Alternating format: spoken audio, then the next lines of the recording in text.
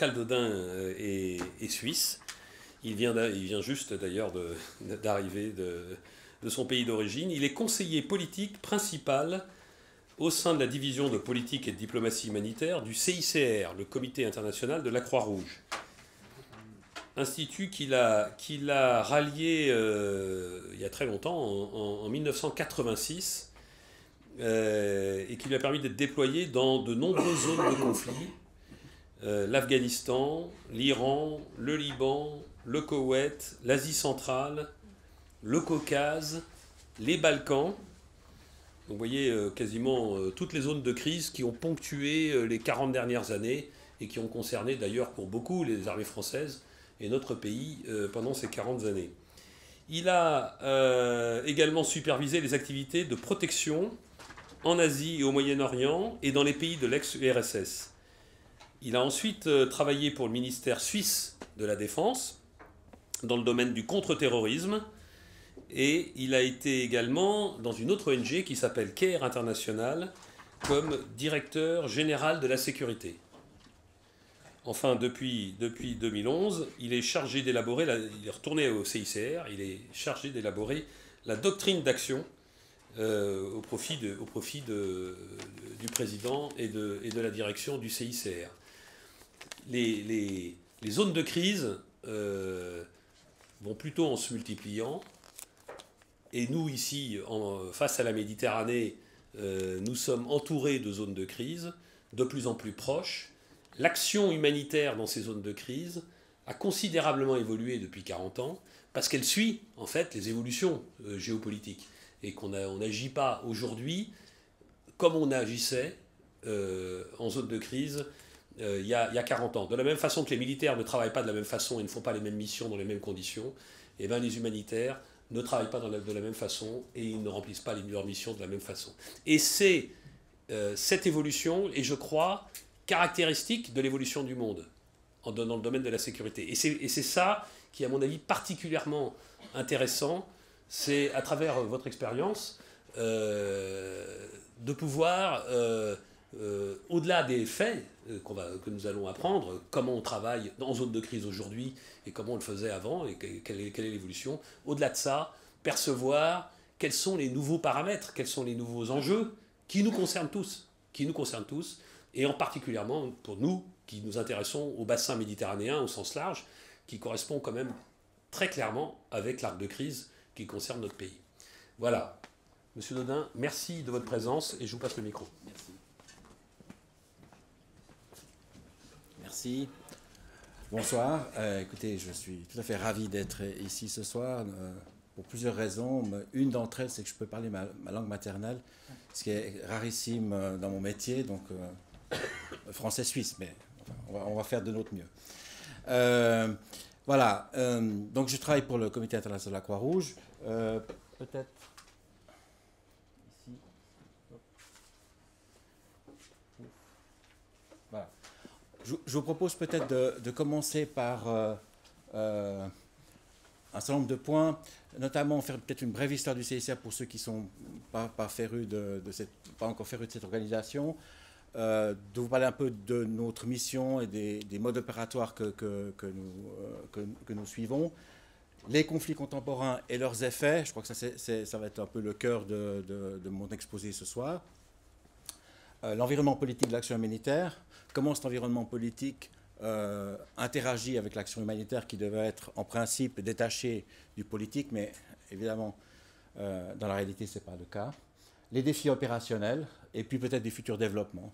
On verra jusqu'où ça nous mène.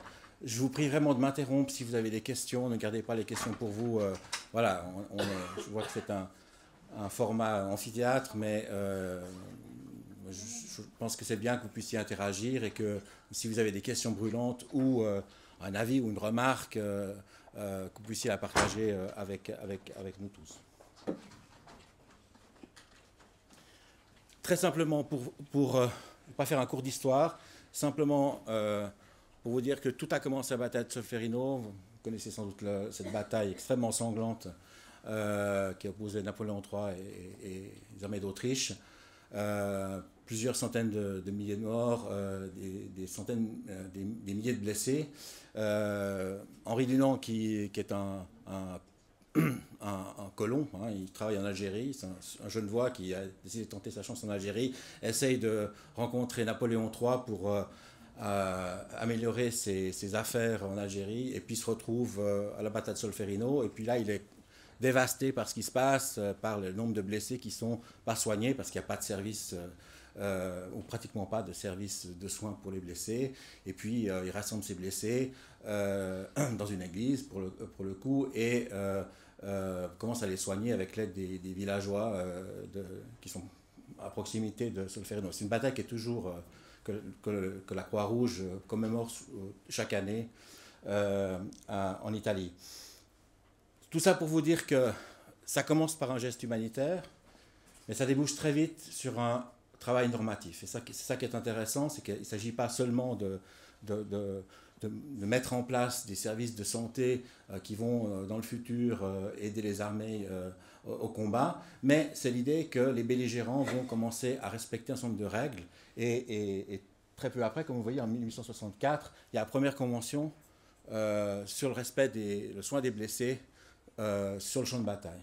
Donc, et cette identité duale, c'est-à-dire du CICR, c'est-à-dire à la fois une organisation opérationnelle qui travaille sur le terrain avec des moyens, disons, assez conséquents, mais c'est aussi une organisation qui promeut le droit international humanitaire, le droit de la guerre, c'est pratiquement la même chose, et qui codifie finalement les comportements des armées au combat. C'est une codification qui continue jusqu'en 1977, il y a eu les protocoles additionnels, donc les 4 conventions de Genève en 1949, hein, les protocoles additionnels, un sur les conflits armés internes, guerre civile si vous préférez, et puis une convention 2 sur les conflits armés internationaux, où là le protocole parle un peu plus de conduite de société et de méthodes et moyens de guerre. Voilà, c'est un petit peu les fondamentaux du droit de la guerre. Maintenant, il évolue en permanence, bien que l'élaboration soit un petit peu en panne, et ça, on y reviendra plus tard. Donc, 3 choses, hein, c'est agir de manière impartiale et neutre, c'est-à-dire de ne pas prendre comment dirais-je, parti pour dans une action impartiale, c'est-à-dire d'avoir une justice distributive, c'est-à-dire que tous les gens doivent être assistés là où ils sont, c'est-à-dire qu'il n'y a pas d'autre forme de discrimination que les besoins, la vulnérabilité des gens. C'est promouvoir le droit, le défendre, faire en sorte que les États le respectent, et aussi les acteurs non étatiques, par exemple les groupes armés. Et puis c'est coordonner ce qu'on appelle, nous, le mouvement de Croix-Rouge, la Croissant-Rouge. Vous savez que dans chaque État, il y a une Croix-Rouge nationale ou un Croissant-Rouge national. Et dans certaines opérations internationales, c'est tout le mouvement qui se déploie. Le CICR étant l'organisation qui a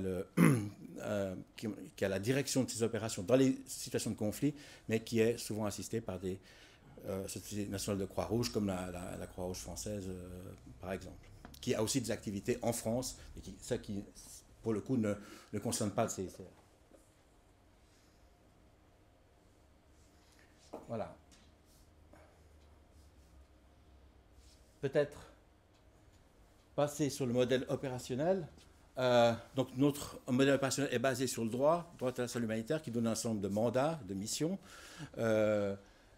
Une action neutre indépendante, un dialogue avec toutes les parties prenantes, ça c'est très important parce que notre modèle est fondé sur l'acceptation par les parties, c'est-à-dire qu'on n'impose pas l'aide humanitaire, on descend pas de chars d'assaut pour aider les populations civiles, donc on est obligé de discuter, de parler, de parlementer, de négocier avec toutes les parties prenantes, les États, les armées, les milices, les groupes armés, etc., depuis ISIS jusqu'au FARC. Hein, et tous les acteurs qui, en réalité, sont la clé de l'accès aux populations civiles. Si vous voulez travailler en Somalie, par exemple, difficile de le faire sans discuter avec les Shebab, ou à Gaza sans Hamas, ou en Afghanistan sans les talibans et d'autres milices. Donc c'est un dialogue qui est fait en permanence, parfois avec des dizaines de groupes différents. Si vous êtes en Soudan, par exemple, ou Darfour, vous aurez facilement une cinquantaine de groupes armés différents, pro-gouvernementaux, anti-gouvernementaux, criminels, pas criminels, etc. Et ça fait partie de notre ADN.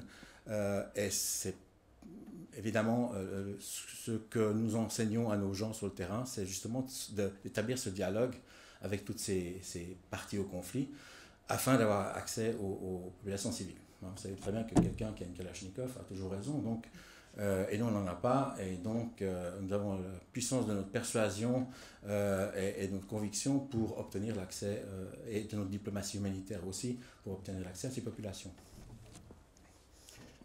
Aussi, pertinence des solutions, compréhension des dynamiques du conflit.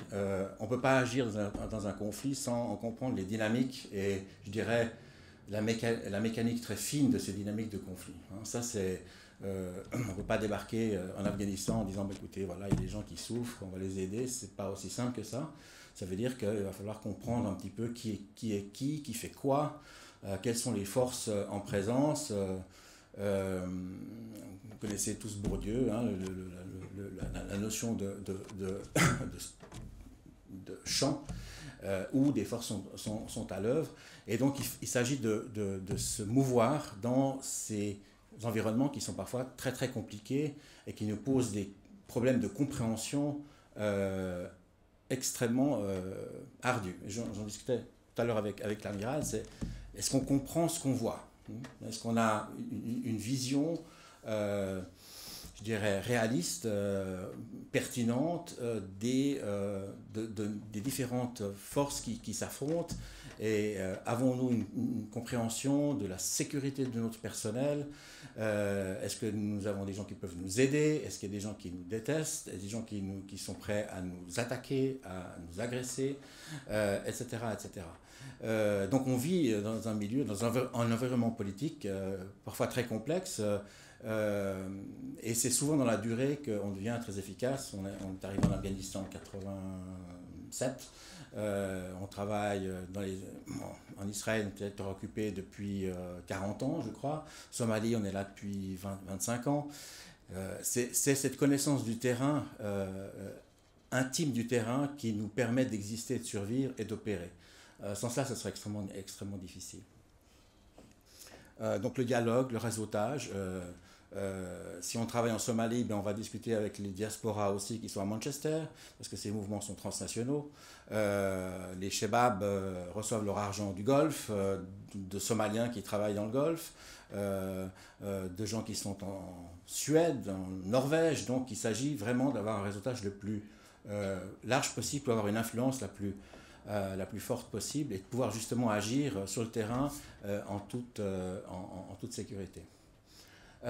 Multidisciplinarité de la réponse, je crois qu'effectivement il s'agit de pas uniquement par exemple parler de santé ou d'hygiène, mais c'est toute une série de choses qui sont faites dans le domaine de la protection, dans le domaine même parfois de la médecine légale, etc. etc. Donc chaque réponse est contextualisée, évidemment, selon les besoins, et la compréhension de ces besoins, la compréhension je dirais, des vulnérabilités qui sont liées à ces conflits.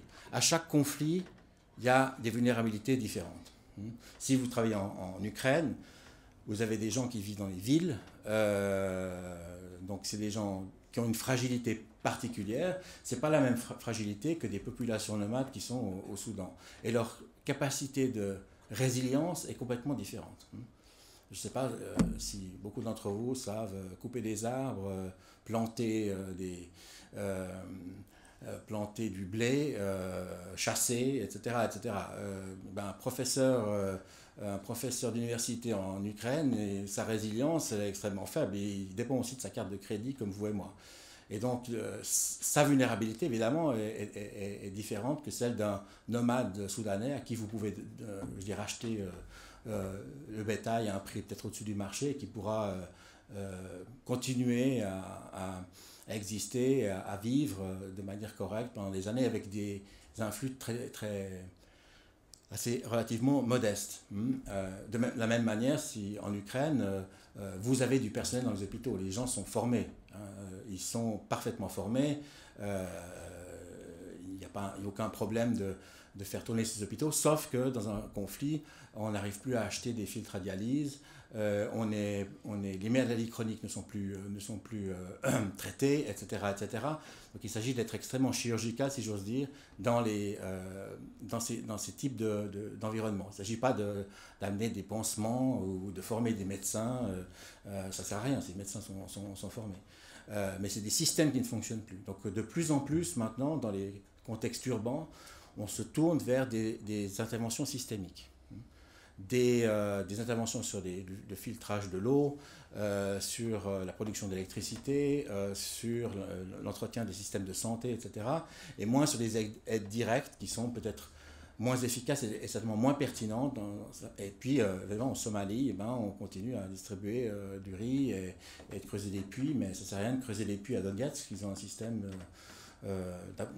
d'acheminement d'eau qui est parfait.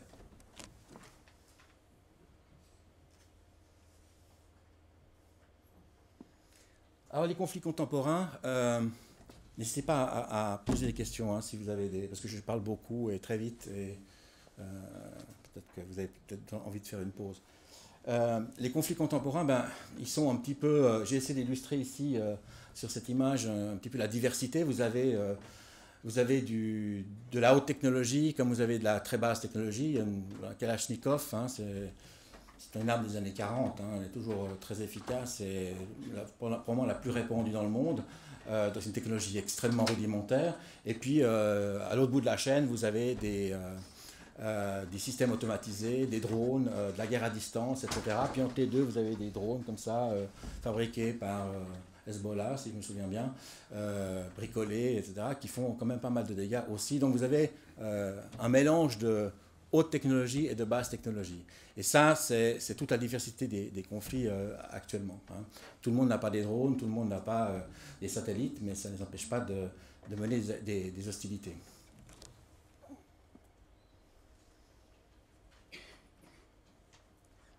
Alors, peut-être... Attendez, je vais revenir là.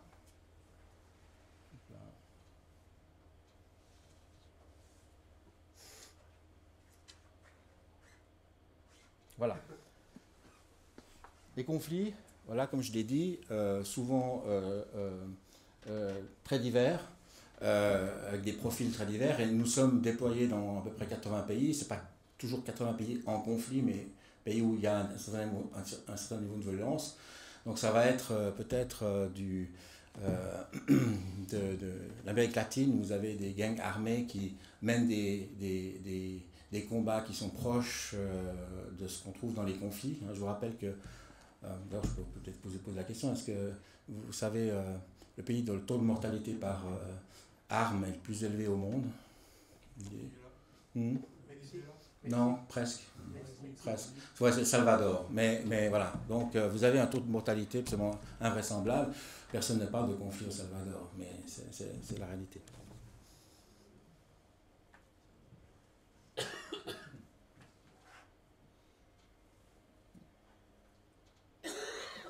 Donc les crises actuelles, c'est difficile de faire un portrait global parce que chaque cas est quand même relativement différent, mais je dirais que d'abord, on est en phase de crise de longue durée.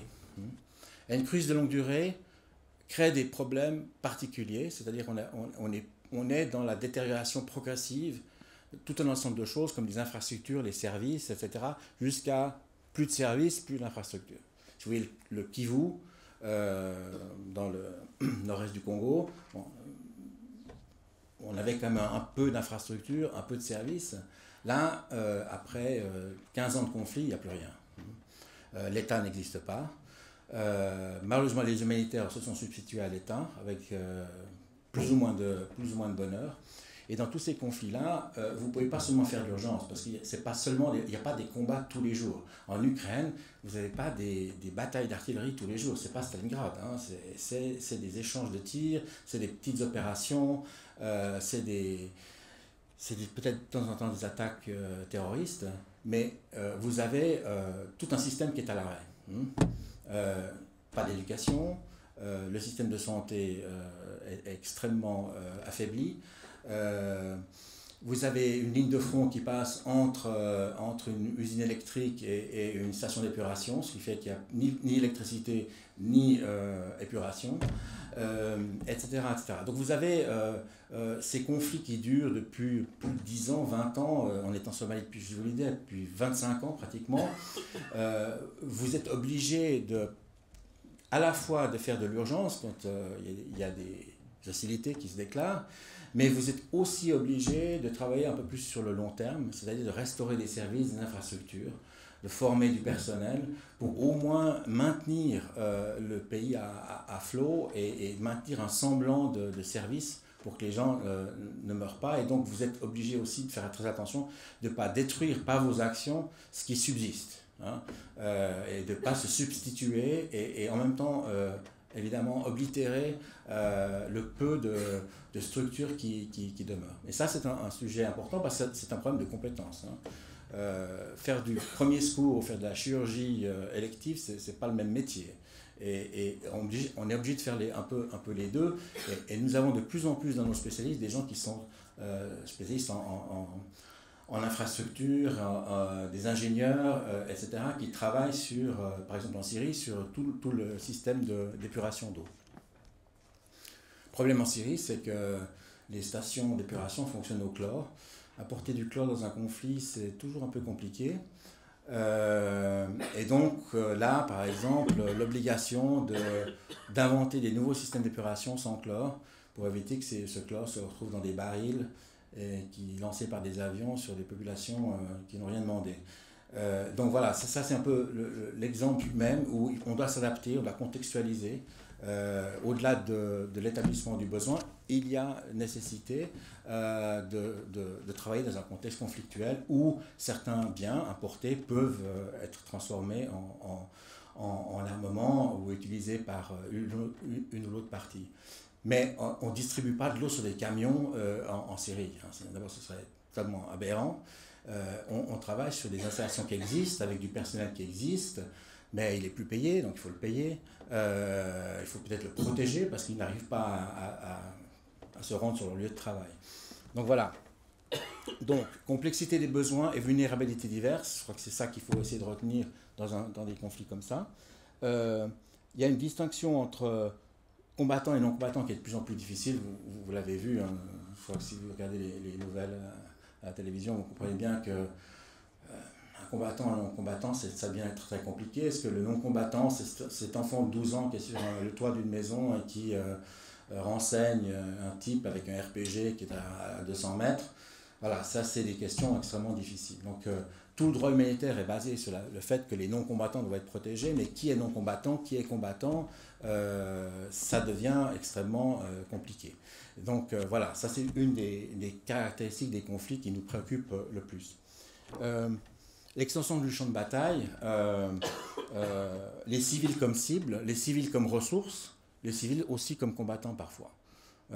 Donc l'idée, même l'idée du champ de bataille, c'est une idée, je dirais, totalement obsolète. Ça n'existe plus le champ de bataille. Ça existait à Solferino, oui, mais maintenant le champ de bataille est devenu une notion extrêmement floue. Ça peut être dans une ville, ça peut être à l'extérieur, ça peut être dans n'importe quel environnement, ça peut être intermittent, ça peut être continu. Enfin, tout ça fait qu'on doit s'adapter au rythme des hostilités et à la façon dont elles sont faites ou menées par les différentes parties. Affrontement en milieu urbain, c'est le résultat de la démographie mondiale. 80% des conflits futurs se dérouleront dans les villes, tout simplement parce que 80% de la population habitera dans les villes. C'est aussi simple que ça. Donc, je dirais que le Mali, le Niger et tout ça, c'est presque des exceptions actuellement, que la plupart des pays dans lesquels on travaille, les conflits se passent, les hostilités se passent en milieu urbain. Ce qui pose des problèmes, je ne vais pas rentrer trop dans les détails, mais ça pose des problèmes relativement compliqué pour nous et de imaginer des solutions qui sont pertinentes dans ce type d'environnement. Intervention étrangère, vous avez dans beaucoup de conflits d'intervention des contingents étrangers, que ce soit sous l'égide de l'ONU ou de manière autonome. Voilà, vous avez l'armée française déployée au Sahel, vous avez des contingents de l'ONU déployés en Irak ou en Afghanistan, etc., etc. Vous avez, ça ajoute aussi à la complexité des acteurs. Donc il y a une multiplication d'acteurs dans ces conflits qui renforce aussi la difficulté. Donc vous avez, vous pouvez pas, si on travaille en Afghanistan par exemple, vous êtes obligé d'avoir quelqu'un qui discute pratiquement quotidiennement avec l'état-major américain, avec l'OTAN, sur le terrain, etc., etc. Donc c'était un grand travail de représentation pour que ces différentes forces respectent plus ou moins leurs obligations légales. Voilà, ça donc cette complexité des conflits qui sont plus internationaux, parce qu'il n'y a pratiquement plus de conflits internationaux actuellement, mais transnationaux. Voilà, il n'y a pas, je veux dire, on ne parle pas du conflit, on parle du conflit au Sahel. Le Sahel, ce n'est pas un État, mais on sait qu'il y a maintenant une sorte de nébuleuse entre le nord du Nigeria, le Cameroun, le Sahel, le Niger, le sud de la Tunisie, l'Algérie d'une certaine manière, la Mauritanie. Donc voilà, c'est des mouvements qui traversent les frontières, qui sont totalement connectés entre eux, enfin la plupart du temps, et donc des armées qui s'adaptent à ce type de réalité. Opération contre-terroriste, c'est une vision qui nous préoccupe aussi parce que c'est une façon de faire la guerre sans la nommer. Donc l'utilisation notamment de drones, etc., pour éliminer ce qu'on appelle des terroristes. Je vous rassure tout de suite, le terrorisme n'a jamais été défini pour des raisons assez évidentes, parce qu'il n'y a aucun consensus international pour dire ce que c'est le terrorisme, ce que c'est qu'un terroriste, puisque dans beaucoup de cas, mon terroriste est votre combattant de la liberté. Et puis certains États vous diront qu'il y a aussi le terrorisme d'État, donc il faudra en parler. Donc à l'ONU, il n'y a pas de consensus sur la notion de terrorisme, mais ces opérations dites antiterroristes peuvent parfois créer des abus de violation du droit, parce que l'élimination de certaines personnes en dehors d'un certain cadre légal. Donc certaines opérations terroristes peuvent s'apparenter à des exécutions extrajudiciaires. Donc aussi là, nous, le DH, le droit international humanitaire formel sur le fait qu'il ne soutient pas le terrorisme, c'est pas... il y a des dispositions tout à fait claires dans le droit sur l'interdiction d'attaques terroristes. Ne me méprenez pas sur mes paroles. Mais évidemment, certaines méthodes et moyens de guerre maintenant confinent parfois aux exécutions extrajudiciaires. Et donc il faut, on en parle, etc. Et des discussions que nous avons régulièrement avec les armées. Par exemple, nous avons au CICR formé une partie des gens qui sont responsables du ciblage en France. Vous savez que les drones sont en général...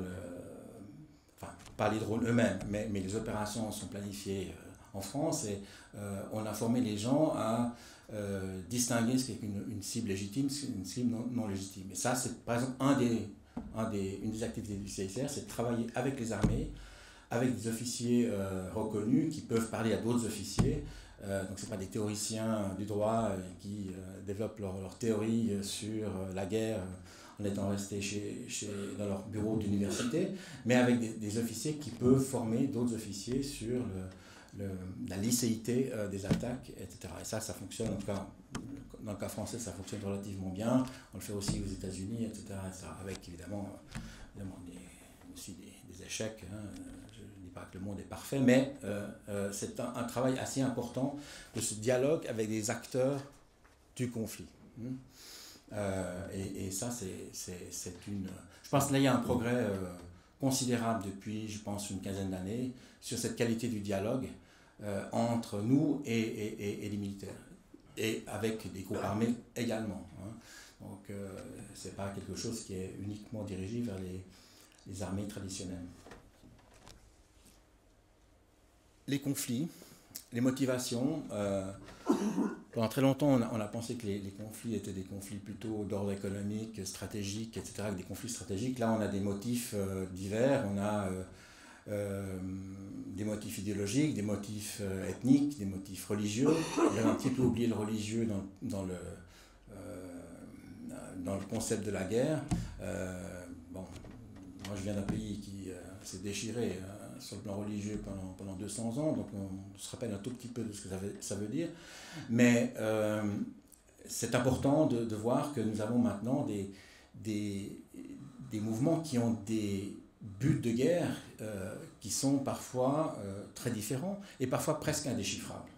Parce que quand votre but est d'installer un gouvernement, je dirais, la cité de Dieu sur Terre, c'est très compliqué de discuter avec des gens comme ça parce qu'on n'est plus dans la stratégie, on est dans une forme de millénarisme qui, d'une certaine manière, vous rejette aussi en tant qu'acteur humanitaire. On a de plus en plus d'acteurs humanitaires qui rejettent non pas la façon dont on travaille, mais le fait même de l'action humanitaire, comme quelque chose de, je dirais, de l'ordre du malin. Et donc, ça, c'est aussi un travail que nous essayons de faire, de dialogue avec ces mouvements. Parfois, c'est extrêmement difficile. Comment on négocie la sortie de civils avec des mouvements comme ISIS d'une ville comme Alep, hein. Comment on le fait, ça? Avec des gens qui vous considèrent comme faisant partie de la conspiration mondiale contre eux. Donc on a quand même la chance d'avoir cette capacité de réseautage, cette capacité d'identifier des intermédiaires qui peuvent nous représenter et avec ça, d'essayer d'établir un dialogue et parfois des solutions. Alors c'est parfois des solutions, c'est parfois comment dirais-je, des petites victoires, mais si je peux citer par exemple l'évacuation d'Alep il y a quelques mois de ça, même un peu plus, ça c'est lié à des mois et des mois de dialogue.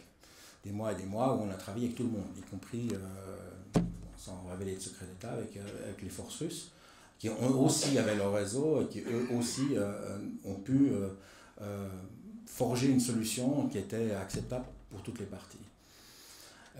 On n'imaginait pas, il y a 5 ans, qu'on revivrait la guerre de siège. C'est quelque chose qui était totalement oublié depuis Leningrad. C'était quelque chose qui était quand même qui avait un petit peu disparu. Et bien là, on a dû redécouvrir ce que c'était que la guerre de siège et la logique derrière la guerre de siège.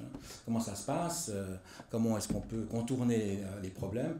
C'est véritablement une difficulté importante. Voilà. Est-ce que vous avez des questions à ce stade? Juste parce que... Oui, je vous en prie. Concrètement, comment vous intervenez sur un thème d'opération? Vous avez du personnel qui arrive avec du matériel, qui arrive avec des interprètes, qui arrivent avec... Ouais. Alors, il est rare il est finalement relativement rare qu'on arrive au début d'un conflit. On est en général arrivé bien avant. On est au Yémen depuis bien longtemps, ce qui nous aide énormément. Il est très difficile d'arriver sans contact, sans connaissance du terrain, au moment où le conflit démarre. Parce que l'essentiel de notre acceptation se fait sur la base de notre connaissance des différents interlocuteurs et des différentes personnes. Donc, oui, bien sûr, on a des interprètes, on a des gens qui parlent, on a énormément de gens qui parlent l'arabe chez nous, ou le farsi, chinois. Ça, c'est pas vraiment un problème technique très important.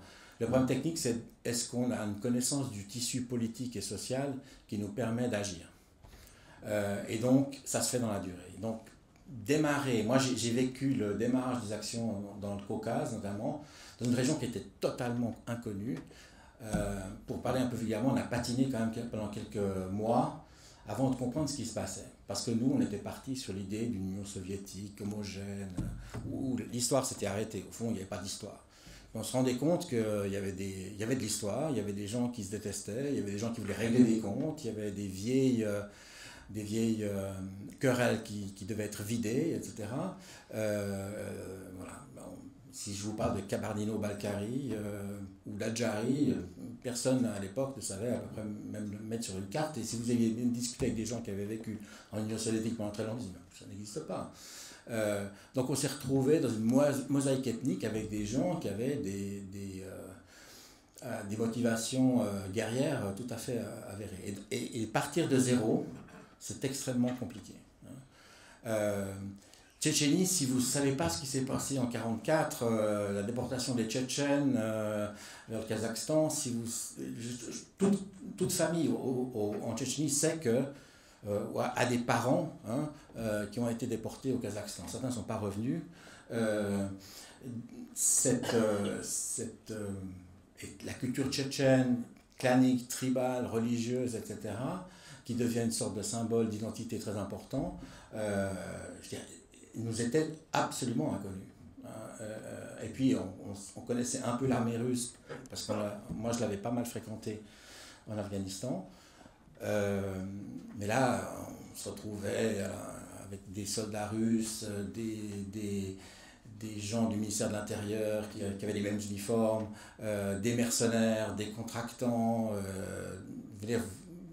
Vous travaillez à Grozny, vous croisez une unité quelconque, c'est incapable de savoir qui sont ces gens. Avec une désorganisation absolument totale, une violence extrême.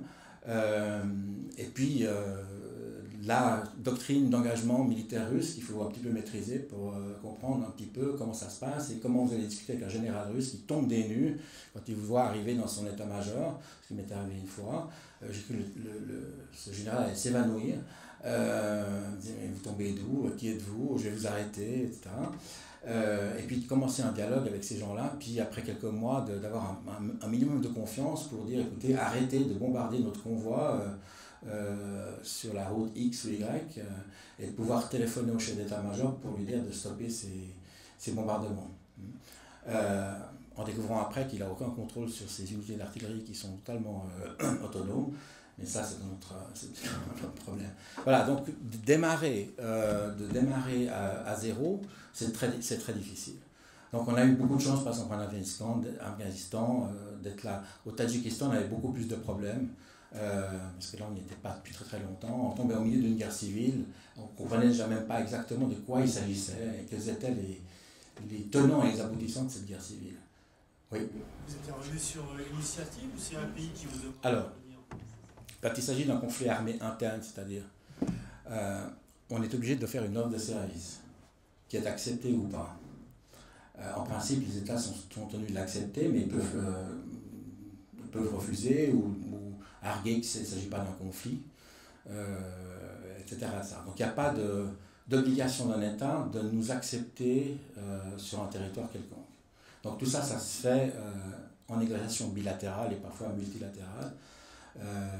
C'est clair que, bon, si on parle du Tadjikistan, on discute aussi un peu avec Moscou, étant bien entendu que la relation entre Tadjikistan et Moscou, c'est très compliqué, c'est un peu colonial, mais quand même, on parle la même langue.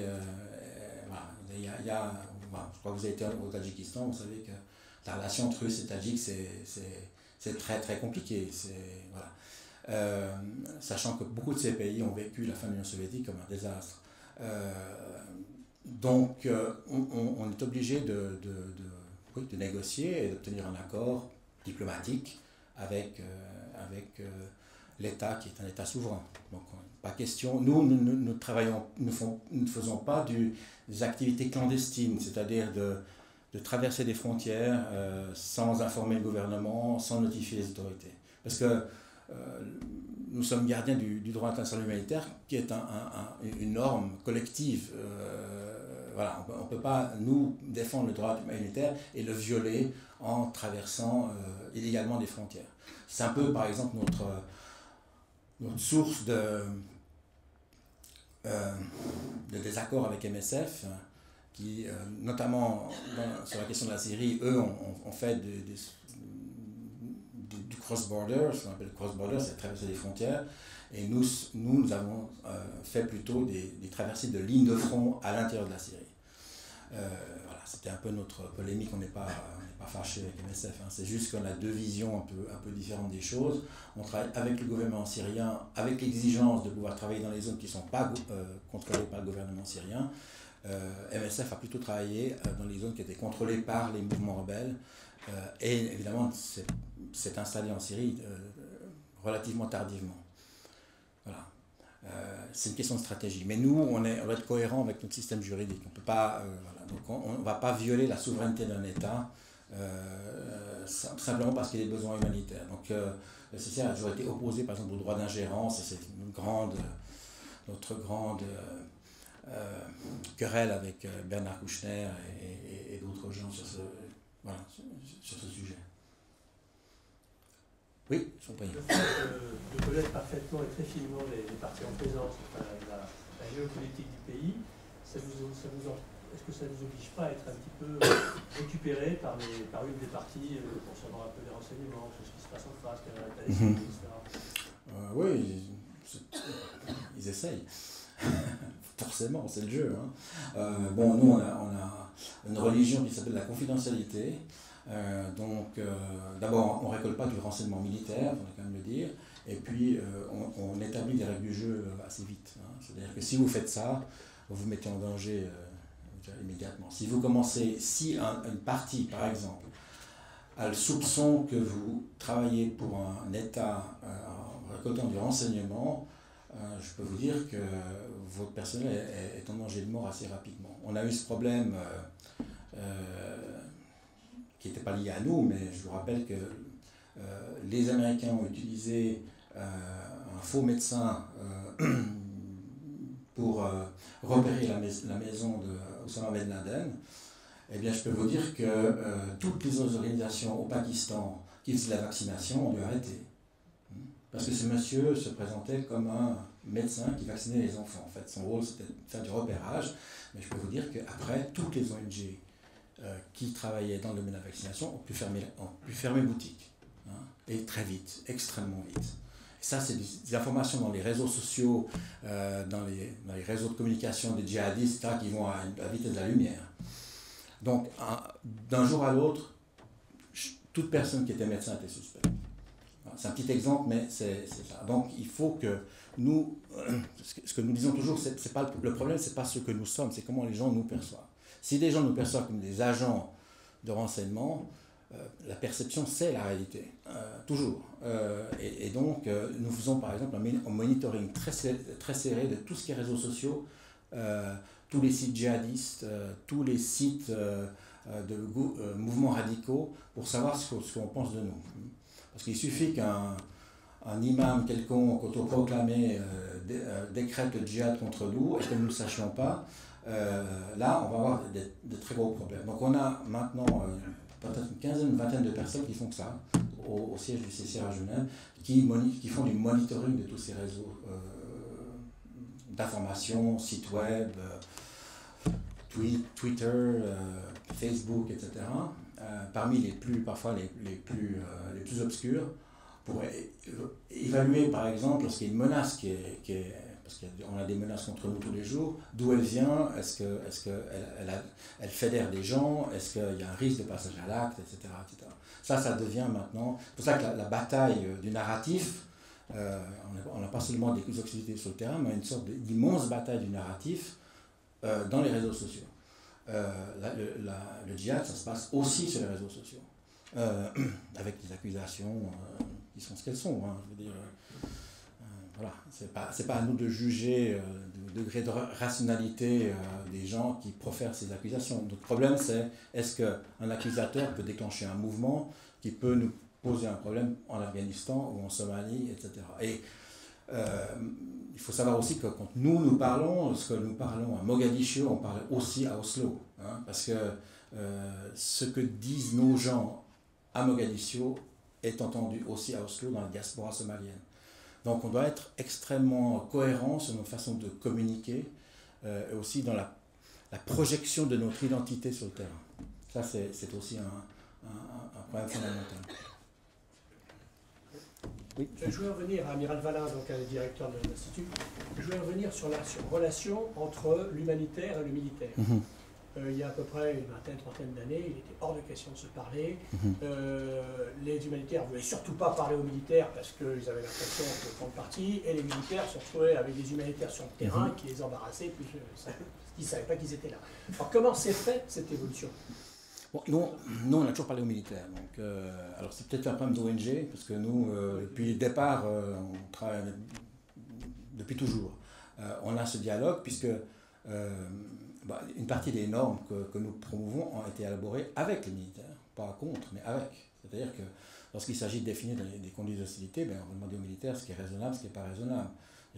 Les militaires vont très vite vous le dire, hein. Non, mais ça c'est faisable, ça c'est pas faisable. Alors, dialogue, oui, très important. Personnellement, ce qui m'agace beaucoup, c'est quand les militaires nous disent « Ah, mais on fait le même travail. » Non, on ne fait pas le même travail. Faites votre travail de militaire, non, faites votre travail d'humanitaire. Que l'on se parle, qu'on échange, ça c'est très important, et surtout d'un point de vue opérationnel, sur le terrain, c'est-à-dire, il m'est arrivé par exemple de requérir un soutien logistique, je pense de l'armée américaine une fois, pour un transport, parce qu'on ne pouvait pas transporter, ou même l'armée russe, j'ai demandé une fois en Afghanistan que l'armée russe nous transporte des véhicules, parce qu'on n'avait pas les moyens de le faire à l'époque, on n'avait pas de flotte aérienne comme on l'a maintenant. Donc ce dialogue entre humanitaire et militaire est fondamental. Maintenant, ça ne va pas être synonyme de confusion des genres. Moi, j'aime pas les militaires qui font de l'humanitaire, personnellement, parce que ça crée des distorsions, alors que si, il y a des gens qui sont en train de mourir, bien sûr, mais chacun son métier, chacun son travail, qu'on ait des relations de travail, ça c'est très important, et depuis le capitaine au sol jusqu'à l'état-major à Paris ou à Washington, ça c'est très important, et ces contacts, et on les a par exemple avec les Russes. J'étais encore il y a quelques mois à Moscou, on a discuté de la présence et de l'activité des troupes russes en Syrie, notamment dans les fameuses zones de désescalade. C'était vraiment une réunion extrêmement productive, etc. Ça demande aussi de notre part d'être préparé, d'être professionnel, de connaître le terrain et tout. Donc voilà, moi je n'ai pas d'état d'âme par rapport aux relations civiles militaires. Je pense que c'est indispensable. Je veux dire, on partage le même terrain, on est là aux mêmes endroits. J'ai beaucoup travaillé avec un général français qui s'appelle Jean-Philippe Ganachia, qui était, je crois, le commandant d'Eurofort en Tchad. Voilà, on s'est découvert, lui ne connaissait pas vraiment l'humanitaire, je connaissais peut-être un peu plus le militaire, mais il y a des convergences. Il y a des convergences, mais il n'y a pas de confusion des genres, et je pense que c'est important pour vous et c'est important pour nous, que la distinction soit là. Voilà. Mais ce dialogue monte en puissance. Je pense qu'on a maintenant véritablement un système qui permet d'entrer en contact avec la plupart des armées du monde. En tout cas, lorsque, par exemple, nous on va former des peacekeepers chinois qui vont être déployés en Afrique. On forme des officiers indiens qui vont être déployés en Afrique ou qui sont déjà employés en Afrique. Ça fait partie même du cursus de ces gens. Avant de partir en opération, qu'ils ont une formation du CICR sur le droit de la guerre, et puis de répondre à toutes les questions qui peuvent se poser. Et puis ce travail se poursuit sur le terrain. Je dirais que maintenant, on essaie d'investir le plus possible avec des armées avec lesquelles on avait peu travaillé, comme les Chinois, les Indiens, les Russes, etc., les Indonésiens, tous les pays qui ont des ambitions aussi de déploiement sur le terrain. Il n'y en a pas beaucoup. Hein, mais, ouais. Oui, je vous prie. Bonsoir, monsieur Plassard, Jean-Philippe. J'ai une question justement relative aux CIMIC, les actions civilo-militaires, qui font partie des actions entreprises par les forces armées de tout genre, et qui ont un rôle important. Qu'est-ce que vous en pensez? Je pense que c'est très bien, mais je pense que le plus important pour une armée, c'est de respecter les civils. Le plus possible. Et je crois que je l'ai dit, c'est compliqué. Hein. On ne va pas dire que c'est facile, c'est de plus en plus compliqué. Je crois d'avoir ce dialogue sur le droit humanitaire, la conduite d'hostilité, pour moi, c'est important. Le partage de la logistique, je ne suis pas sûr que ce soit vraiment fondamental. Nous, on n'a pas besoin de la logistique des militaires pour se déployer. D'autres ONG, peut-être plus. Mais je dirais que ce dialogue sur la façon dont la guerre se passe et les problèmes que ça peut poser, et nous, étant sur le terrain, on peut vous dire, écoutez, si vous faites ça, voilà l'impact que ça aura, vous n'avez peut-être pas forcément la compréhension de ça, parce que vous êtes dans un autre, comment dirais-je, une autre structure de pensée, si j'ose dire, et donc, nous, on peut anticiper certaines conséquences, on peut discuter avec vous, est-ce qu'il y a une autre façon de faire. Voilà, moi je me rappelle que lorsque j'étais dans la guerre du Golfe, c'est pas hier, enfin bref, ça vous dit un peu mon âge, j'ai eu une discussion avec un général français qui m'a dit, écoutez, moi j'ai un problème, j'ai une unité de légion, ils me disent qu'ils ne font pas de prisonniers. Je dis, écoutez, on va discuter, pas de problème. Et j'ai été voir cette unité de légion, deuxième rep, je me rappelle encore, et je leur ai expliqué un petit peu ma façon de voir. Et je crois que ça s'est assez bien passé. Moi, je n'ai pas peur de me confronter aux militaires. J'ai suffisamment d'expérience de conflits et de guerre pour ne pas avoir à me justifier sur le fait que je suis un théoricien dans mon petit bureau. Mais ce dialogue avec ces officiers de Légion, pour moi, c'était le meilleur moment de cette campagne du Golfe, parce que là, on a changé un petit peu les mentalités quand même. Et on n'a pas eu de casse, on a eu très très peu de casse. Bon, la France n'a pas été un acteur majeur dans la guerre du Golfe, mais quand même, on aurait pu avoir des excès, des abus. Alors, je ne dis pas qu'il n'y en a pas eu, mais en tout cas, il me semble que ce travail d'échange a porté ses fruits. Ouais. Oui. Je veux savoir comment vous financez vos actions et est-ce que cela affaiblit votre indépendance? C'est un problème. Alors, on est principalement financé par les États qui sont partis aux conventions de Genève en fonction de leur capacité. Évidemment, c'est principalement les États-Unis, l'Union européenne, les grands pays occidentaux, l'Allemagne, la France, voilà, la Hollande, la Suisse évidemment. Mais on a des contributions, je pense, d'à peu près 60 États. Les règles de financement sont relativement strictes pour nous, c'est-à-dire qu'on peut donner de l'argent pour un pays. C'est-à-dire que la France va dire, écoutez, on vous donne 2 millions de dollars pour Niger, Sahel.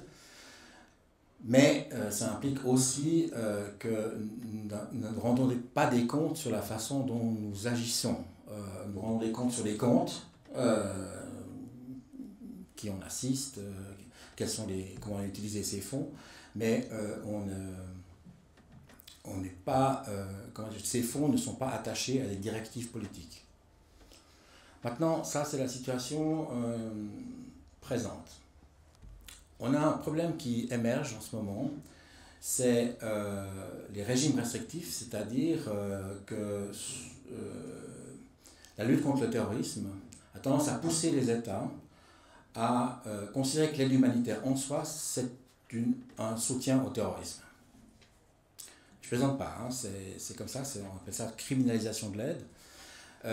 Et encore récemment, nous avons un État qui nous a dit que, écoutez, il n'était pas question, par exemple, de dépenser de l'argent dans la zone d'Idlib parce qu'elle est sous contrôle d'un mouvement désigné comme terroriste, le HTS, pour ne pas le nommer. Ça provoque une distorsion fondamentale de l'humanitaire, ça attaque le cœur même de l'aide humanitaire et de la notion d'impartialité.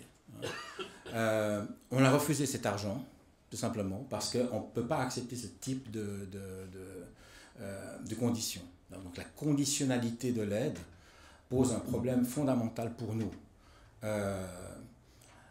Parce que simplement, certaines populations civiles seront privées d'aide humanitaire parce que ce ne sont pas des bonnes victimes, parce qu'elles ont la chance ou la malchance de vivre sous le contrôle d'un mouvement terroriste. Alors, on essaie, on a des moyens assez sophistiqués pour garantir que ce que l'on distribue, ce que l'on donne, etc., ne tombe pas dans les mouvements armés. En général, on a un suivi extrêmement sophistiqué de ce qu'on fait, à des coûts exorbitants, je dois vous le dire.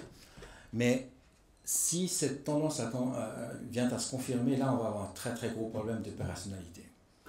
Parce que imaginez tout à coup que simplement on soit interdit de travail dans certaines régions simplement parce qu'on n'a pas l'argent pour le faire. Et qu'on nous dit, écoutez, à Gaza, ouais, vous avez 2 équipes chirurgicales, mais bon, est-ce que c'est normal? Est-ce que c'est normal, par exemple, de donner des cours de premier secours à des combattants afghans? Là, c'est le grand danger pour l'action humanitaire, c'est le contrôle par les États. Je crois que, d'abord, c'est relativement normal parce que l'aide humanitaire devient un substitut de politique étrangère, parce qu'on ne déploie plus des troupes, alors on fait de l'aide humanitaire. On voit tout l'enjeu de l'aide humanitaire au Venezuela, par exemple. Hein, c'est un enjeu totalement politique actuellement. Et je pense qu'il y a plein de gens qui pensent que l'aide humanitaire est tellement important qu'elle ne doit pas être laissée aux humanitaires. Et donc cette idée de contrôle et de pilotage pour des objectifs politiques ou militaires devient vraiment prégnant. C'est mon sujet de travail en ce moment principal. Je suis en train notamment de développer un plan diplomatique pour commencer à alerter les États là-dessus, parce que ça avance très vite. L'Union européenne emboîte le pas, etc., etc. Si on accepte cet argent qui est lié à des conditions, je pense que la survie même d'organisation est menacée, en tout cas dans sa philosophie première. Si on pense qu'il y a des bonnes victimes et des mauvaises victimes, si on pense que les humanitaires sont des criminels, c'est ça dont on parle, on a dans d'autres organisations, par exemple MSF, ils ont 27 personnes qui sont sous procédure judiciaire dans le monde pour suspicion d'activité terroriste. C'est pas négligeable. Donc si on criminalise l'aide, on va se retrouver dans des situations extrêmement difficiles. Et puis la perception sur le terrain, évidemment, si tout à coup on nous dit, écoutez, vous pouvez travailler en Syrie uniquement dans les zones contrôlées par la Turquie et par les alliés, et pas dans les zones sous contrôle russe, et pas sous les zones sous contrôle de HTS, on ne fait plus d'humanitaire, là, on livre, on fait de la livraison de colis, mais on ne fait plus d'aide humanitaire. Donc l'aide humanitaire, il y a quand même, c'est pas seulement de l'action, et c'est pas seulement de soulager des souffrances, mais c'est aussi une méthode et on pourrait dire presque une idéologie qu'on peut accepter ou pas, mais si vous voulez, nous on est quand même comptable de ces principes. Oui, pardon. Le CICR, c'est le gardien du droit international humanitaire, et c'est à ce titre-là que c'est l'interlocuteur de référence pour les armées françaises, avec lequel le dialogue que j'ai pu pratiquer est excellent, même si tout à fait clairement les objectifs sont totalement distincts, mais alors complètement distincts. J'espère bien. Mais bien évidemment. Et néanmoins, la coordination et les convergences existent. Et la coordination est souvent indispensable. En revanche, on a des difficultés avec d'autres organisations humanitaires, des ONG, dont certaines ne respectent pas le droit international. Vous avez cité MSF, mais on ne va pas accabler MSF. Non. En aucune manière. Et la question que je voulais vous poser, c'est comment vous-même, qui êtes le gardien, gérez la coordination, les relations, le dialogue avec les ONG, dont on a parfois une multiplicité absolument ahurissante sur le terrain, qui nuisent aussi bien à l'action humanitaire et que pour les militaires, nuit aussi également à l'action militaire. C'est une bonne question, mais je ne suis pas sûr que je puisse répondre. C'est-à-dire que nous, on n'est pas le leader incontesté du monde humanitaire. On n'a pas on a peut-être une autorité morale qu'on essaie de faire passer dans nos communications. Moi, je veux dire, j'essaie de le dire à l'ONU partout, chaque fois de rappeler les principes humanitaires. Maintenant, si des organisations ont une autre vision, je veux dire, nous ne sommes pas le gendarme non plus de l'aide humanitaire, mais je comprends que ça pose d'énormes problèmes, jusqu'à des organisations dont on peut se demander si elles sont vraiment humanitaires. Maintenant, il y a aussi la prolifération des acteurs humanitaires est juste démentielle. Si vous prenez la Syrie, vous avez toutes les organisations que nous connaissons, plus toutes les organisations informelles, les ONG créées pour ces besoins-là, que personne ne connaît. Nous-mêmes ne les connaissons pas toutes. Je vais dans 2 mois à Gaziantep pour essayer de voir un petit peu quelle est la faune qui se développe là. Des organisations qui sont clairement partiales, qui ne reconnaissent pas la validité des principes humanitaires, notamment la partialité, c'est-à-dire qui vont aider les Kurdes ou vont aider je sais pas moi, les Alaouites, etc., qui sont plutôt, je dirais, clientélistes qu'autre chose. Pas dire qu'elles font pas du bon travail, c'est pas ça le problème. il faut distinguer l'efficacité et la pertinence. Elles sont sans doute très très pertinentes, très efficaces, mais elles mettent en danger le modèle global, ou la philosophie que nous essayons de défendre. Et certaines organisations sont, par exemple, farouchement à discuter avec des militaires. Vous savez aussi bien que moi. Voilà. Non, nous n'avons rien à faire avec ces gens-là. On ne peut pas les forcer de discuter avec ou d'entrer en contact avec des militaires. Je pense que les choses ont quand même un petit peu évolué. Je pense que l'idée de Civ 1000 a quand même progressé un peu partout dans les ONG, je dirais un peu mainstream. C'est quand même des choses je ne compte pas le nombre de publications et de réflexions sur ces questions-là, mais il est clair que sur les milliers d'ONG qui travaillent dans le monde, une grande partie échappe à ce genre de choses, ou parfois n'ont même pas les moyens de respecter ces principes. Donc c'est évidemment extrêmement compliqué. Si j'ose une métaphore, c'est-à-dire que elle est un peu ridicule, mais je me lance quand même. C'est un peu l'idée de la pizza, quoi. Au début, la pizza, c'est une recette originale, très particulière. Maintenant, la pizza, elle appartient à tout le monde. Donc, il y a des gens qui mettent des ananas dessus. Ça s'appelle toujours une pizza, mais est-ce que c'est encore la pizza ? Ça c'est le problème. Les principes humanitaires, nous en avons une interprétation très stricte, je dirais un peu talibane dans notre vision des choses, mais beaucoup de gens se réclament des principes humanitaires sans les appliquer, ou les interpréter à leur manière. Et il n'y a pas un Vatican, et nous ne sommes pas le Vatican pour dire, écoutez, la doctrine, elle est comme ça, et tout le monde doit la respecter. Ça, c'est vraiment le problème. Alors, on travaille beaucoup avec l'ONU, qui fait de la coordination, qui insiste énormément, mais souvent, ces principes humanitaires sont simplement vidés de leur sens, vidés de leur substance. Et ça, c'est un problème ils sont un peu victimes de leur succès. Je veux dire, toute organisation qui se crée maintenant dit nous respectons les 4 principes humanitaires, etc. C'est au cœur de notre mandat. Après, sur le terrain, il faut peut-être nuancer les choses dans l'application de ces principes. Oui. Je vous demandais, est-ce que vous intervenez là par rapport en ce moment aux flux migratoires et tous les problèmes humanitaires liés justement au déplacement des personnes? Est-ce que vous travaillez avec les pays où les personnes partent, ou au contraire les pays qui accueillent les personnes, ou est-ce que c'est pas du tout votre mission? La migration, c'est pas notre cœur de métier, disons clairement les choses. On essaye.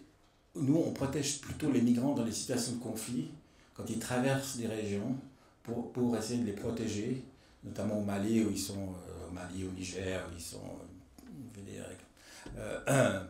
soumis à diverses exactions, etc. Donc on travaille surtout sur la protection en terrain hostile. Après, en ce qui concerne la protection des migrants, c'est les Croix-Rouges nationales qui décident ou pas de travailler dans le domaine humanitaire, dans les pays d'accueil. La Croix-Rouge française fait un travail avec les migrants, mais elle n'a aucune obligation de le faire. Elle le fait sur une base purement humanitaire, mais certaines sociétés nationales, par exemple, je ne sais pas, peut-être la société nationale hongroise éviterait de se mettre dans ce genre de situation, pour la raison que je ne vais pas développer ici. Et puis on fait surtout du tracing, c'est-à-dire de faire en sorte que les gens puissent se retrouver. Donc parfois on fait de l'enregistrement de migrants pré-départ pour qu'on puisse les retrouver après.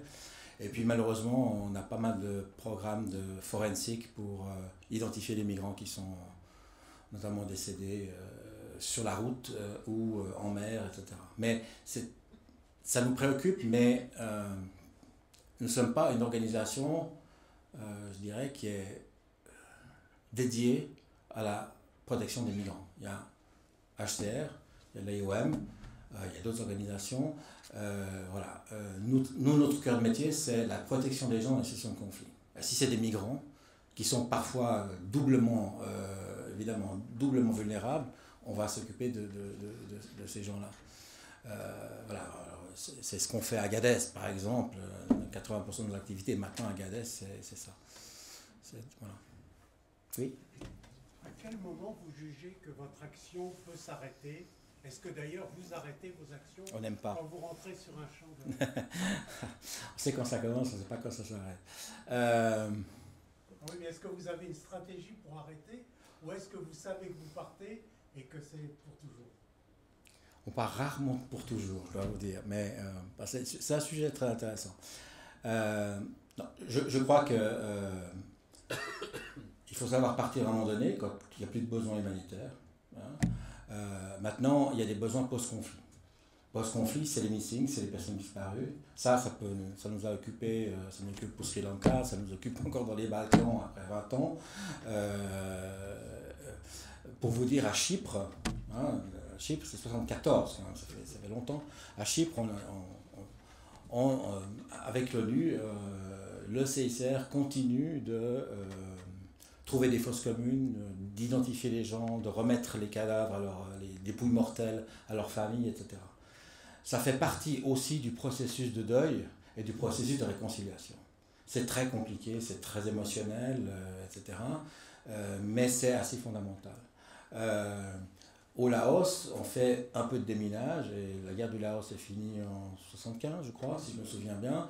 Je pense que le Laos a reçu autant de bombes que l'Allemagne pendant toute la Deuxième Guerre mondiale. Vous avez des bombes, vous avez des mines, vous avez des... etc. C'est une suite naturelle du conflit, et on travaille toujours dans ce domaine, mais évidemment, le dispositif est beaucoup plus réduit. Je crois qu'il faut savoir partir quand il y a vraiment plus de besoins humanitaires et de ne pas inventer des besoins pour rester, parce qu'il y a une logique d'organisation. Hein. C'est normal. C'est toute organisation, l'article 1, c'est survivre. Et de ne pas allonger les actions juste parce qu'on a envie de rester, mais il y a quand même une idée de positionnement. Parce que une fois qu'on est parti, c'est difficile de revenir.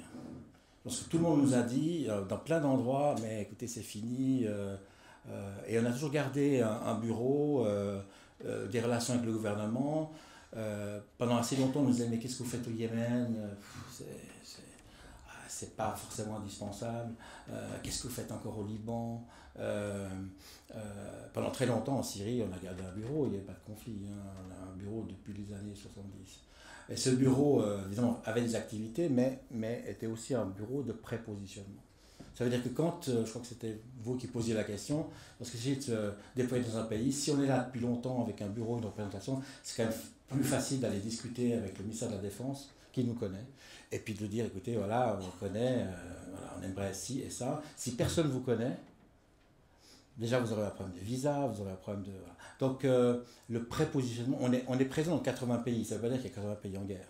On a des délégations régionales qui sont là uniquement en prépositionnement, on a des entrepôts qui sont prêts, par exemple à Nairobi, on a une base logistique gigantesque à Nairobi qui nous permet un déploiement très rapide avec des avions, etc., qui peut nous permettre de nous déployer très rapidement dans les pays de la région, si c'est en Ogaden ou en Somalie, et dans d'autres pays de la Corne de l'Afrique, par exemple, et même plus loin. Voilà, donc il y a l'idée d'action, il y a l'idée aussi de prévention et de positionnement. Là, on parlait tout à l'heure de discussions avec les militaires, on a des discussions avec les militaires en Inde. L'Inde, bon, il y a un conflit au Cachemire, enfin l'Inde n'est pas déchirée par un conflit, une guerre civile massive, mais le fait qu'on ait un bureau à Delhi nous aide énormément pour déployer nos programmes avec les militaires indiens, de parler d'autres choses, de former des médecins indiens qui vont être déployés à l'étranger, d'éventuellement aussi de travailler, c'est ce que je fais beaucoup maintenant, de travailler sur la doctrine d'engagement humanitaire des États. Voilà. Je l'ai fait par exemple avec la France, il y a 2 ans, il y a une nouvelle doctrine, non même pas, une année je crois, où là, grâce à ces rapports de confiance, on peut relire, on peut se consulter sur cette... donc la France nous a soumis sa politique, on l'a corrigée, on l'a modifiée un peu, on a dialogué, etc. Après, il y a des choses qui ne sont pas acceptées parce que c'est la souveraineté de la France, on ne va pas revenir là-dessus. Mais on vient de le faire avec la Nouvelle-Zélande, on va le faire avec l'Australie. Donc c'est un travail diplomatie humanitaire qui est fondamentale et de prévention. C'est-à-dire que vous avez un État qui a une doctrine d'engagement humanitaire. Ça, c'est quand même extraordinaire en termes d'influence et surtout de préconditions pour un dialogue lorsqu'il y aura déploiement une fois ou lorsque la situation se dégrade. Voilà. J'aimerais peut-être juste parler, parce qu'on l'avait eu tout à l'heure avec l'amiral, un certain nombre de questions sur le futur. Alors, je ne vais pas vous infliger ça parce que c'est quand même vendredi soir. Mais je crois aussi, je vais peut-être vous présenter un petit peu l'environnement global politique dans lequel nous sommes. L'aide humanitaire ou l'action humanitaire, elle n'est pas dans une sorte de vide sidéral. Elle est dépendante et interdépendante de la situation internationale. Pendant des années, on a eu un système international assez puissant qui avait beaucoup de peine à tolérer l'existence de conflits, essayer de les régler sur le fond, parfois bien, parfois moins bien. Maintenant, on est dans une situation où il y a un retrait des grandes puissances, qui n'est pas remplacé par les puissances émergentes comme la Chine, la Russie ou l'Inde. Et nous avons maintenant des situations où les crises ne sont pas réglées, mais elles sont confinées. Si vous prenez par exemple l'exemple du Yémen, le Yémen intéresse peu les Européens, pour des raisons évidentes. Tant que le détroit de Bab el-Mandeb est ouvert, au fond, le reste préoccupe peu les Occidentaux. On a un peu sous-traité la guerre aux Saoudiens, aux Émiratis, etc. Donc on est dans des zones où la seule présence, c'est la présence humanitaire, hein, et qui devient un peu un substitut de politique étrangère ou même de politique militaire maintenant. Le problème aussi, c'est que les humanitaires se laissent un peu piéger aussi, parce que ils reçoivent de l'argent pour ça, évidemment. Si on voit ce qui se passe en Syrie, la crise syrienne, elle est contenue. Disons bien les choses. Elle n'a que très peu d'influence sur l'Occident, sauf si les migrants commencent à débarquer sur nos côtes. Mais c'est à peu près la seule chose qui préoccupe les Occidentaux actuellement. Ce n'est pas la situation vraiment en Syrie. Et l'aide humanitaire n'est pas faite pour ça. L'aide humanitaire, ce n'est pas le pansement qui va soigner, qui va sauver le blessé. L'aide humanitaire ne fait que répondre à des besoins humanitaires. Elle ne peut pas répondre à des besoins politiques, elle ne peut pas se substituer aux politiques. Je pense que ça, c'est une des évolutions les plus dangereuses, je dirais, où il y a une sorte de convergence d'intérêts entre d'une part les humanitaires qui veulent travailler et puis des États qui se disent, bah, écoutez, faites le boulot pour nous. Au fond, nous, on ne va pas envoyer un contingent en Syrie. Voilà, le débat sur le conflit en Syrie se passe à l'ONU, ben voilà, il n'y a pas de résultat, mais c'est pas grave. Et donc, ce retrait politique, je dirais, pose un problème. Il y a moins d'énergie pour régler les problèmes politiques qu'auparavant. Deuxième chose, c'est que dans le cadre multilatéral, si vous voulez, beaucoup de pays n'investissent plus dans le cadre multilatéral, n'y croient plus. Certains États comme les Américains n'y croient plus parce qu'ils sont systématiquement en minorité, donc ils n'ont pas grand-chose à y gagner. Les autres États ne les remplacent pas. Donc on n'a plus que des débats humanitaires à l'ONU, ce qui est quand même effrayant. Je ne compte pas des réunions de coordination au sein de l'ONU sur l'action en Syrie, l'action au Yémen, l'action en Irak, etc., le Venezuela. Il y a peu de volonté politique de faire cesser ces crises, peut-être par manque de moyens, par manque de volonté, par fatigue aussi, hein, d'une certaine manière. On a aussi des opinions publiques qui ne veulent pas que des soldats, non-soldats meurent en Syrie ou au Yémen. Donc il n'y a pas beaucoup de volonté de régler les problèmes du monde, et on peut vivre avec ces poches de violence sans trop de problèmes. Ce qui est assez ahurissant, mais qui est quand même la réalité. Et l'aide humanitaire devient une sorte de pis-aller pour remplir cette fonction. Et ça, c'est quand même c'est très inquiétant pour le futur. C'est une instrumentalisation, clairement, donc plus ou moins volontaire, voilà. Et on n'a pas de problème parce qu'un conflit comme le conflit afghan depuis 30 ans, je ne dis pas que moi j'ai pas la clé du conflit, je ne sais pas si c'est possible, et je ne vois pas beaucoup d'efforts internationaux pour mettre les partenaires autour de la table, pour tordre le bras de certaines parties au conflit pour qu'elles cessent leurs activités, etc. Il n'y a pas beaucoup de volonté politique. De même, dans le cadre multilatéral, la construction des normes est complètement arrêtée. Maintenant, il n'y a plus aucun État dans ce monde, ou très peu, qui veut se soumettre à des obligations supplémentaires. On a essayé, dans le cadre du droit humanitaire, d'essayer de développer certaines normes dans les conflits armés internes. C'était une levée de bouclier, mais générale. Des Russes aux Chinois, des Français aux Britanniques. Je veux dire, on n'a plus que les Belges et les Suédois pour nous soutenir. Donc l'idée aussi d'une construction internationale, dans un cadre multilatéral qui s'appelle l'ONU ou l'OSCE, etc., est de plus en plus lointaine. Et pour cette raison-là, il y a moins de développement du droit, il y a moins de construction collective, d'une sécurité collective. Les États gèrent de manière soit unilatérale, soit avec d'autres États, mais avec lesquels ils peuvent conclure des alliances. On voit très bien, par exemple, en Syrie, il y a une partie de la négociation qui s'est faite à l'ONU, qui n'a pratiquement rien donné. Par contre, il s'agit de discuter certains aspects pratiques sur le terrain, et on a vu à Astana les vrais joueurs dans ce conflit, les Russes, les Iraniens, les Turcs, se mettent d'accord sur certaines choses. Mais ce n'est pas un accord politique, c'est un accord quasiment militaire sur qui va contrôler quoi. C'est à peu près ça, l'accord. On n'est plus dans une optique ambitieuse de règlement des conflits, parce qu'on peut vivre avec ces conflits. Je suis un petit peu cynique, mais c'est ça. On peut vivre avec ces conflits, et tant que ça ne déborde pas trop, on peut nécessairement mener ses affaires tranquillement. Moi, j'ai un petit peu peur que c'est une politique qui soit une politique un peu de myopie politique à long terme ou à moyen terme. Qu'est-ce qui va se passer quand on aura des zones de non-droit qui vont des zones blanches sur la carte, On a une zone blanche juste à, je sais pas, la Libye, je sais pas, c'est 300, 400 km, 500 km. Enfin, c'est quoi, une heure d'avion, il y a une zone blanche, là, on ne sait pas ce qui se passe en Libye. Personne ne sait ce qui se passe, y compris nous, on n'y est pas, donc on y est à peine.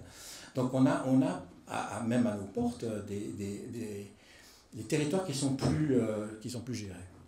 Et est-ce que c'est viable? Est-ce que c'est durable? Est-ce que c'est de la bonne politique? Ça, on peut se poser la question. Là, on est en dehors de l'humanitaire. Je prends peut-être un peu de liberté avec mon propre mandat. Mais c'est vrai que ce vide nous rend bien seuls. Parce qu'on a peu de pays qui sont prêts à brûler du capital politique pour nous soutenir, simplement. L'argent, oui, mais du capital politique, c'est un peu plus compliqué. Donc voilà, ça c'est une situation importante. Et puis il y aura peut-être, et je terminerai par là, sur l'éthos humanitaire, l'idée du geste, comment dirais-je, qui n'attend pas de retour, est de moins en moins, je dirais, philosophiquement acceptable. Je lisais l'autre jour un article de David Miliband, qui était ministre des Affaires étrangères britannique, qui dit il dit pas il faut aider les migrants parce que c'est des pauvres gens qui souffrent. Non, il faut aider les migrants parce que c'est bon pour notre économie. C'est intelligent de le faire. Alors, donc ne le faites pas par souci d'humanité, faites-le parce que ça va vous rapporter quelque chose. Donc on passe de la main tendue à la main invisible. Le libéralisme, les marchés vont régler les conflits. Ça, c'est un petit peu la nouvelle idéologie maintenant qui sort. Les migrants sont plus des victimes, c'est des ressources en puissance. Et les États qui donnent de l'argent pour l'humanitaire, ce n'est pas des donateurs, c'est des investisseurs. Et il y aura aussi le rôle le rôle très attendu du secteur privé, qui maintenant développe aussi sa propre vision des choses en disant mais écoutez, voilà, quand on ouvrira des nouveaux marchés en Syrie, etc., ça contribuera à la paix, à la prospérité, etc. Alors moi, j'ai pas d'avis là-dessus, j'en ai un, mais peut-être pas le partager aujourd'hui. Mais ça, cette nouvelle ethos humanitaire qui dit au fond, il faut aider les gens parce que ça nous aide. C'est une évolution philosophique intéressante. Si vous parlez avec des Chinois, par exemple, ils vous diront l'humanitaire, on n'est absolument pas, mais ça va déboucher sur des relations commerciales. Donc, le profit mutuel, réciproque, c'est ça le modèle d'action humanitaire. Ce n'est pas une action unilatérale qui est née d'un souci, je dirais, d'aider des populations en danger. Non, c'est autre chose. C'est de l'argent bien dépensé. Hein. Et ça, c'est partagé avec beaucoup de gens. Alors, certains États vous diront, on investit pour des questions de sécurité. Donc empêcher les migrants de passer à Agadez, ouais, très bien. Ça rentre complètement dans notre vision des choses.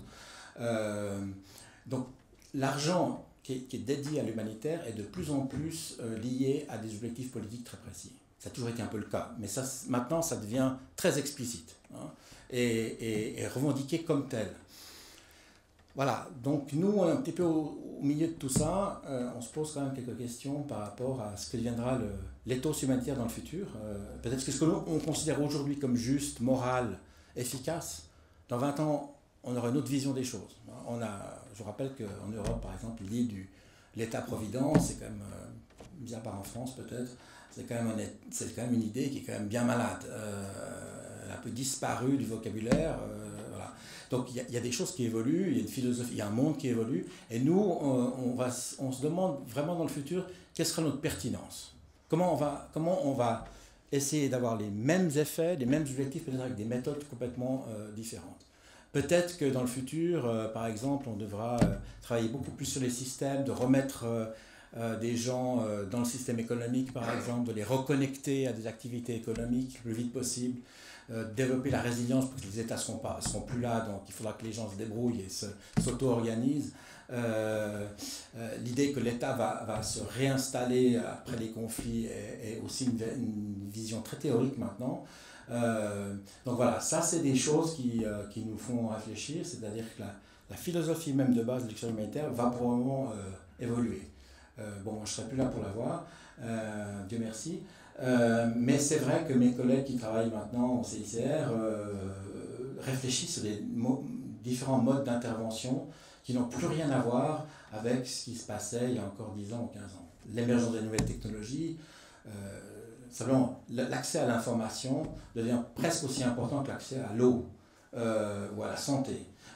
Donc une des premières choses que nous faisons maintenant dans les secteurs urbains, c'est de reconnecter les gens à l'information.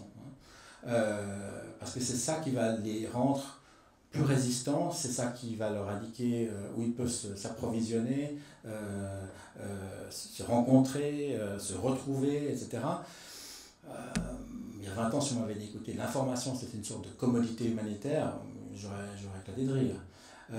Donc voilà, c'est l'action directe peut-être sur les choses se fera moins et on travaillera plus sur des notions plutôt systémiques. Et ça, c'est une évolution philosophique je trouve intéressante, mais qui va quand même changer assez fondamentalement les acteurs de l'humanitaire, parce qu'on ne recrutera pas les mêmes personnes. Et quand je vois le nombre de gens qu'on recrute dans le domaine de la communication, de l'ingénierie, etc., je vois aussi que, en croyant aussi très naïvement parfois que la technologie résout les problèmes politiques, parce qu'il y a aussi une génération, je fais peut-être un peu le vieux con là, mais il y a quand même une génération qui pense que la technologie va résoudre tous les problèmes politiques et que les gens vont s'aimer parce que simplement ils communiquent sur Facebook. Là, j'ai un peu des doutes. Mais c'est vrai que la technicisation de l'humanitaire et au fond l'idée qu'il y a une solidarité collective des États par rapport à cette population, ça c'est une notion qui est en train de diminuer. Il n'y a plus de notion de solidarité, une notion d'intérêt. Alors la notion d'intérêt, c'est pas quelque chose de nouveau dans les relations internationales, mais c'est quand même un point important à noter. Voilà, c'est à peu près là les futurs peut-être je ne dirais pas forcément sombre, mais en tout cas une transformation profonde de l'acte humanitaire dans le futur. Merci.